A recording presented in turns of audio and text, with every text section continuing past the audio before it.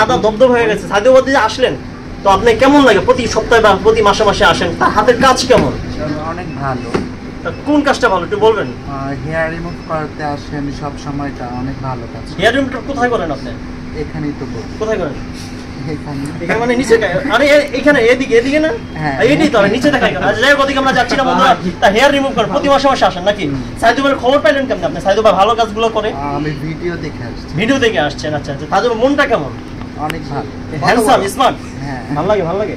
হ্যাঁ লাগে। কি ভালো লাগে? কি বলেন ভাই হিসেবে ভালো লাগে। আমার ছোট বোন সাইদুল ভাই যে করলো কেমন লাগলো আপনার? ভালো লাগছে। ভালো লাগছে না? ব্যথা লাগে।